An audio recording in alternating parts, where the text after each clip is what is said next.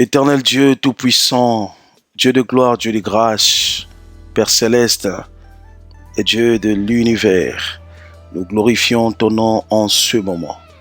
Toi qui contrôles les temps, qui contrôles les circonstances. Alléluia, tu as levé tout sur les temps et sur les circonstances. Nous nous remettons à toi, nous nous soumettons à toi et nous attendons à toi et à toi seul. Béni sois-tu, tu es le Dieu de la Bible, toi qui nous aimes d'un amour éternel, d'un amour inconditionnel, d'un amour que l'or et l'argent ne peuvent acheter, d'un amour véritable et sincère. Ton amour est vrai, nous pouvons le sentir même lorsque nous respirons. Nous pouvons le sentir chaque matin. Nous pouvons le sentir même lorsque nous commettons nos fautes, juste par ta manière de nous reprendre. Oh Dieu, alléluia. Ta manière de nous reprendre prouve que tu es bon, prouve que tu nous aimes. Alléluia. Même lorsque tu nous reprends, même lorsque tu nous corriges, même lorsque tu nous punis, c'est pas dans le but de nous perdre. Au nom de Jésus-Christ. Amen. Que le nom de Jésus soit béni. Alléluia. Je sens sa présence. Alors, nous prenons nos Bibles. Nous sommes dans le livre de 2 Rois. Nous allons continuer ce que nous avions commencé hier. Alors, nous sommes dans 2 Rois chapitre 4. Et j'ai promis que nous toucherons le verset 11e aujourd'hui. Cette merveilleuse histoire qui m'a encore béni tout à l'heure. Histoire de cette femme dont la Bible appelle la femme de distinction. Alors, pour ceux qui n'étaient pas là hier, alors vérifiez dans les groupes et vous allez comprendre de quoi le Seigneur nous a parlé. De quoi le Seigneur nous avait parlé hier. Alors, 2 Rois chapitre 4, à partir du verset 11e. La Bible dit ce qui suit. Élisée étant revenu à Sunem, se retira dans la chambre haute et y coucha. Il dit à Géasi son serviteur, appelle cette Sunamite. Géasi l'appela et elle se présenta devant lui. Et Élisée dit à Géasi, dis-lui, voici tu nous as montré tout cet empressement. Que peut-on faire pour toi? Faut-il parler pour toi au roi ou au chef de l'armée? Elle répondit, j'habite au milieu de mon peuple. Et il dit, que faire pour elle? Géasi répondit, mais elle n'a point de fils et son mari est vieux. Aujourd'hui, je veux m'arrêter là. Et demain, par la grâce de Dieu, nous toucherons le verset 15. Voilà. Nous toucherons le verset 15e. Bien-aimés, ici, on voit Élisée. Le début de cette histoire nous fait savoir que la femme, en complicité avec son mari, avait pris la décision de construire une chambre haute pour loger l'homme de Dieu. Puisque la femme s'était rendue compte que l'homme de Dieu errait. Quand il venait dans la ville, il n'avait pas d'endroit stable. L'homme de Dieu n'avait pas où reposer sa tête. Il n'avait pas d'adresse. Il n'avait pas une adresse. Et cette femme prend la décision de loger l'homme de Dieu. Je vous ai toujours dit, lorsqu'on parle de l'homme de Dieu, on parle de Dieu, on voit Dieu. En d'autres termes, cette femme avait compris que Dieu n'avait pas où reposer sa tête. Dieu n'avait pas d'endroit de repos dans cette ville. Dieu n'était pas stable dans cette ville. Cette ville n'avait pas Dieu. Le Seigneur venait visiter, mais il n'y avait aucune présence de Dieu en permanence. Quand tu veux loger l'homme de Dieu, tu t'attends à quoi? C'est que tu as logé qui? Dieu. Puisque l'introduction de cette histoire nous l'explique mieux. Elle dit à son mari, c'est un saint homme de Dieu. C'est-à-dire qu'elle reçoit cet homme de Dieu en qualité d'un ange. Elle ne le considère même pas comme un homme. Elle épingle cette qualité qui était dans l'homme de Dieu.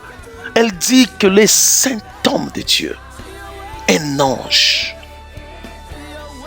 Et elle prend la décision avec son mari de créer une chambre qui n'existait pas dans leur maison, qui n'existait pas chez eux.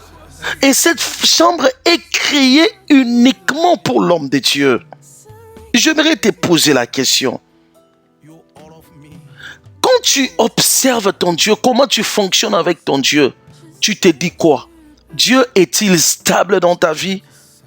Est-il stable dans la ville dans laquelle tu vis, ou Dieu est en train de sillonner? Dieu n'a pas d'endroit. As-tu créé quelque chose qui n'existe depuis que tu t'es dit avoir Dieu? As-tu créé quelque chose qui n'existait pas à cause de ton Dieu?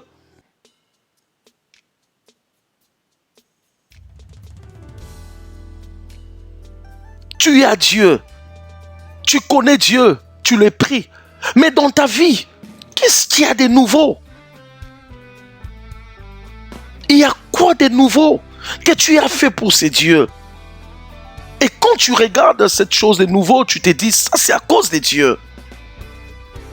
J'étais comme ça, mais je ne le suis plus à cause de Dieu. Il n'y avait pas ça dans ma vie, mais ça commence, ça existe parce qu'il y a la présence de Dieu. Depuis que j'ai logé Dieu, il y a telle ou telle chose qui s'est ajoutée. Depuis que j'ai Dieu dans ma vie, il y a tel comportement qui s'est ajouté. Depuis que Dieu vit dans mon cœur, il y a telle ou telle chose qui s'est ajoutée, qui s'est rajoutée dans ma vie. Bien-aimé, est-ce que tu peux dire qu'il y a quelque chose de nouveau qui s'est rajouté dans ta vie depuis que tu as compris que tu as Dieu? Et là, j'aimerais dire que Dieu, on ne le laisse pas partir. Dieu, on ne le laisse pas errer comme ça. Dieu, on ne le laisse pas sillonner sans adresse. Dieu, on ne le laisse pas sans adresse. Lorsqu'on comprend qu'il y a Dieu dans cet endroit, on s'approprie de ces dieux. On les saisit. Lorsqu'on comprend que, on le voit même avec Jacob, il arrive quelque part, il voit les anges monter et descendre. Il comprend que il y a les camps de Dieu. Qu'est-ce que Jacob fait? Il construit un monument. Il bâtit un hôtel. Vérifiez dans la Bible, vous verrez tous ceux qui ont rencontré Dieu, tous ceux qui ont détecté Dieu quelque part, ils n'ont pas laissé partir. Ils ont gardé les souvenirs. Ils ont créé des monuments, des hôtels pour ces dieux-là. Et j'aimerais te poser cette question. Tu as Dieu, le Dieu que tu as rencontré. Après l'avoir rencontré, tu as fait quoi? Tu l'as laissé partir? Ou comment?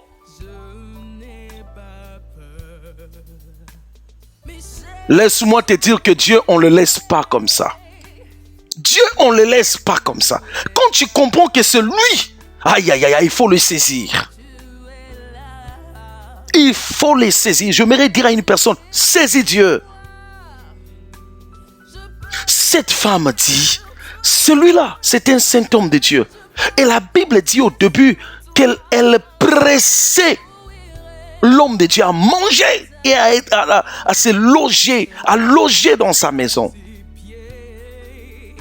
L'homme de Dieu refusait, mais elle, laisse-moi te dire qu'il y a des choses qu'on doit faire pour Dieu, comme on dit à Lingala, des choses nanko. Tu les fais pour Dieu. Seigneur, je viens te prier par la force, je viens te prier. Même si tu ne veux pas que je te prie au nom de Jésus, je te prie nanko.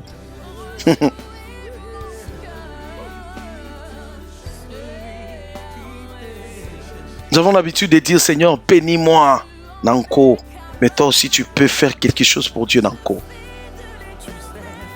Et Dieu, la Bible dit, à chaque fois que Élisée passait dans la ville, Élisée avait une adresse. Laisse-moi te dire, à partir d'aujourd'hui, fais-toi une adresse pour Dieu. Deviens l'adresse de Dieu.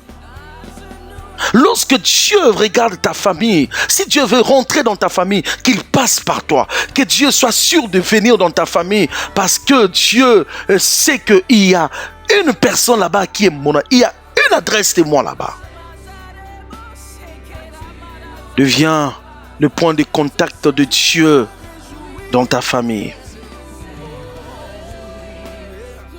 Ça, j'ai aimé. C'est très fort ce qu'avait fait cette femme. Dieu, lorsque tu comprends que Dieu est là, on ne le laisse pas. Dieu, ce n'est pas quelqu'un laissé comme ça.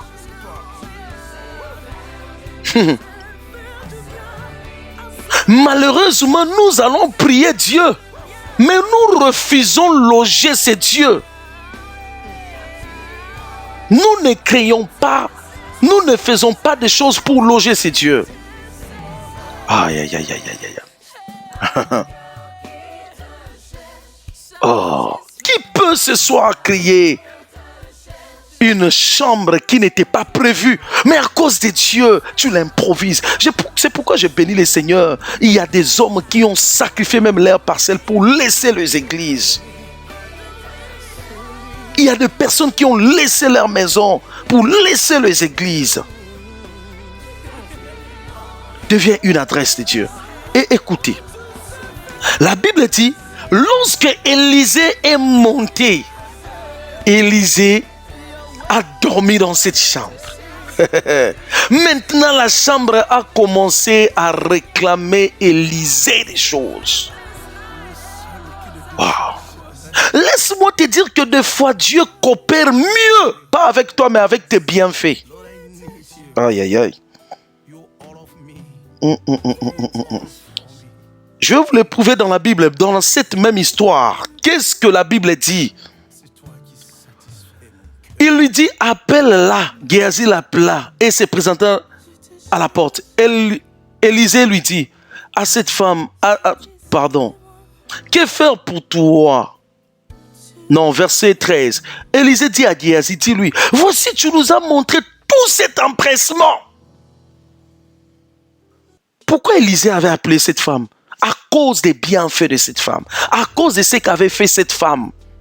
Laisse Dieu coopérer avec tes bienfaits. Toi, apprends à être calme. Si tu sais que tu as posé des bons actes pour Dieu, apprends à rester calme. Puisque tes bienfaits savent mieux négocier avec ton Dieu plus que toi-même. Élisée a commencé à lutter avec le bienfait. Et laisse-moi te dire que Élisée ne s'était pas senti fort devant le bienfait de cette femme. Aïe, aïe, aïe, aïe, aïe, aïe, aïe. Je ne sais pas si j'ai l'autorisation de dire que Dieu est faible devant tes bienfaits. Je ne sais pas si j'ai cette autorité, si j'ai cette autorisation. Mais je suis tenté de dire, apparemment Dieu ne résiste pas devant le bienfait. Et qu'est-ce que toi tu as déjà eu à faire pour Dieu? Si tu es sûr que tu te sacrifies pour ce Dieu, tu sacrifies ton temps dans la prière, tu te donnes à fond, tu médites la parole de Dieu, tu la mets en pratique, tu aimes Dieu, tu évangélises, tu fais des choses pour que le royaume des cieux,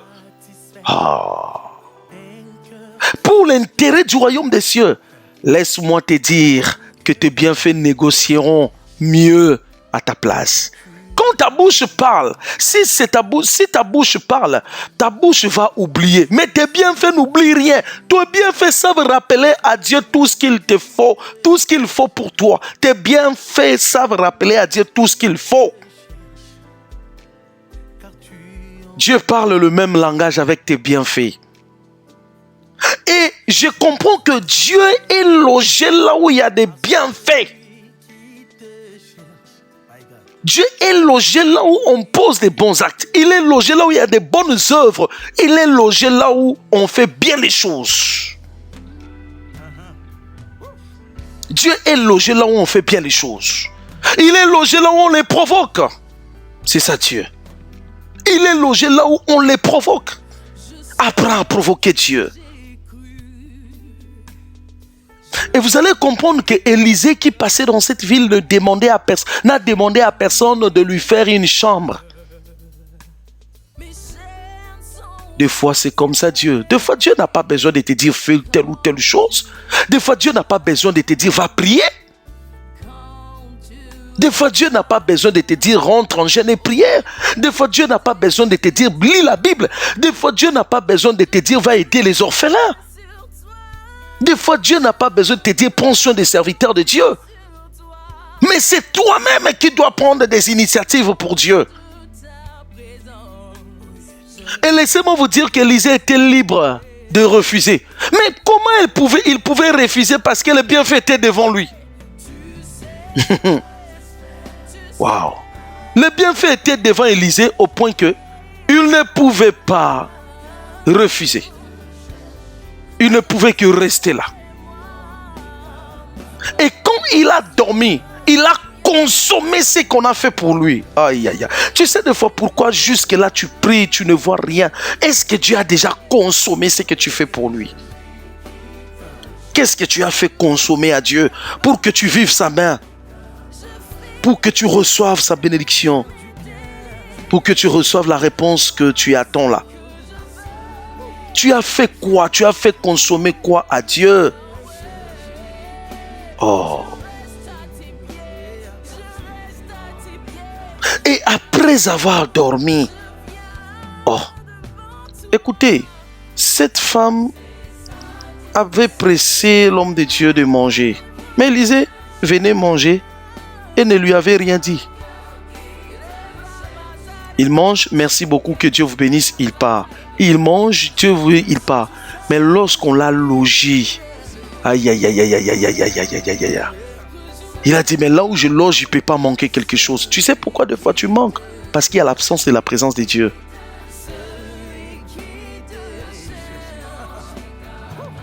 Là où Dieu est logé, on ne peut rien manquer, on ne manque de rien. Là où Dieu est logé, on ne manque de rien. C'est quand Dieu est devenu stable dans sa famille, dans sa vie. La famille, sa maison représente sa vie. Quand Dieu est devenu stable, c'est alors que, oh là là, c'est alors que, aïe, aïe, aïe, aïe, aïe, aïe, aïe, aïe, aïe, aïe, aïe. Oh Dieu, deviens stable dans ma vie. Stabilise Dieu dans ma vie, dans ta vie. Que Dieu trouve tu fasses de ta vie son lieu de repos. Que Dieu fasse de ta vie son lieu de repos. J'aimerais le dire, que Dieu fasse de ta vie son lieu de repos. Sindremeneko Chandra Baba. Et écoutez, Géasi maintenant, Élisée plutôt, commence. Cette femme-là était calme avec son mari. Mais Élisée lui-même commence à créer la solution. Oh, bien-aimé, tu sais pourquoi à chaque fois qu'on a prié, je te demande, réclame la présence de Dieu, réclame la présence de Dieu. Puisque la présence de Dieu connaît le besoin de ta vie plus que toi-même. La présence de Dieu sait détecter tes besoins plus que toi-même. La présence de Dieu n'a pas besoin d'un protocole pour lui rappeler que ici il y a un manque, ici il y a quelque chose qui manque. Mais la présence de Dieu sait tout contrôler.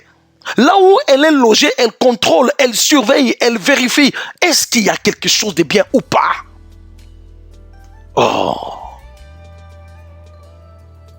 Non. Crée vraiment de l'espace pour la présence de Dieu. Et c'est la présence de Dieu qui a commencé à susciter, à chercher à créer la solution, à créer la bénédiction. En d'autres termes, comme j'ai toujours l'habitude de dire, la présence de Dieu, c'est une usine de production. Là où elle est logée, elle produit.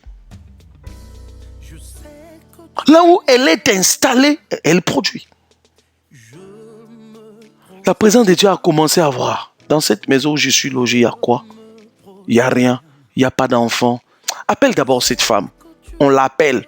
La femme vient. Dis-nous, tu veux qu'on fasse quoi? Après tout est bien fait.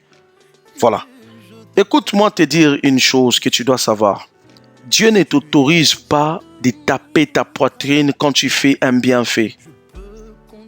Mais Dieu laisse cette possibilité de le faire à lui-même. Laisse Dieu parler de tes bienfaits, non toi. Laisse Dieu parler de tes bienfaits et non toi. Toi, ne parle pas de tes bienfaits. Ça veut dire que les bienfaits que nous faisons, que nous posons, les bonnes œuvres, la bonne vie que nous menons, est le point de contact entre Dieu et nous. Attire Dieu dans nos vies. Et l'homme de Dieu a ouvert sa bouche. Que veux-tu? Comment j'aime trop cette question. Vous savez, quand nous allons dans la présence de Dieu, il a dit quoi? Demandez et l'on vous donnera, non? Oui, nous demandons. Il nous donne. Mais c'est mieux lorsque Dieu lui-même te demande de lui demander. Aïe, aïe, aïe. Alors, pour que Dieu arrive au niveau de te demander, de lui demander, aïe, aïe, aïe, il doit y avoir quelque chose que tu as fait pour lui. Pour que Dieu arrive à ce point de te dire, demande-moi ce que tu veux. Et tu sais quoi? Quand tu demandes quelque chose à Dieu, Dieu le fait. Dieu peut le faire maintenant ou il peut prendre son temps. Mais quand Dieu te dit, demande-moi ce que tu veux, c'est qu'à l'instant même, j'aimerais que tu fasses arriver Dieu à ce niveau-là, qu'il arrive à ce niveau-là au point de te demander des choses qu'il peut faire tic au tac, en tic au tac, des choses qu'il peut faire instantanément. Oh my God. Oh my God, oh my God. Des choses que Dieu peut faire instantanément. Si Dieu te pose la question, que veux-tu? Ce n'est pas pour demain. Ce n'est pas pour le lendemain. C'est à ces moments-là. Alors, pour que Dieu arrive, vous allez lire dans la Bible, ce n'est pas à tout le monde que Dieu a posé cette question. Que veux-tu? Ce n'est pas à tout le monde. On le voit même avec l'aveugle Bartimée. Aveugle qu'il était, incapable de faire un pas. Il va aller où? Quand tu n'as pas des yeux, tu vas aller où? Mais il s'est forcé. Il a mis son handicap de côté. Il s'est efforcé. Il a fait les sacrifices. Il a suivi Dieu. Et Jésus était obligé de lui demander ce qu'il voulait. Que veux-tu que je fasse pour toi? Bien-aimé, après avoir se sacrifié pour Dieu, attends-toi à cette question. Attends-toi à cette question. Attends-toi à cette question. Attends-toi à cette question. Que veux-tu que je fasse? Que veux-tu que je fasse? Attends-toi à cette question. Attends-toi à cette question. Que veux-tu que je te fasse? Oh. Si Dieu arrive à ce niveau, c'est que aïe aïe aïe aïe aïe aïe aïe aïe aïe aïe aïe aïe. Oh, ma prière est que Dieu arrive à ce niveau. Ta manière de négocier avec Dieu, il faut comme un bongo. Et la femme répond à l'homme de Dieu, non, non, non, je vis en paix. Je n'ai pas de problème. Et elle-même, elle refuse sa bénédiction, elle refuse de demander. Mais, qu'est-ce que la Bible dit? Élisée lui-même a dit à Géhazi, non, non, non, non, non, on est obligé de faire quelque chose. Et Géhazi lui dit, tu ne vois pas qu'il n'a pas d'enfant? Toi, tu ne vois pas qu'il n'a pas d'enfant? Tu ne vois pas qu'il n'a pas d'enfant? Waouh! Oh, oh, oh, oh, oh. Tu ne vois pas qu'il n'a pas d'enfant? Bien-aimé, la présence de Dieu, c'est chercher des solutions dans ta vie plus que toi-même. La présence de Dieu, c'est localiser là où il y a le besoin. Mais avant cela, c'est tes actes posés qui peuvent faire arriver la présence de Dieu à ce niveau-là.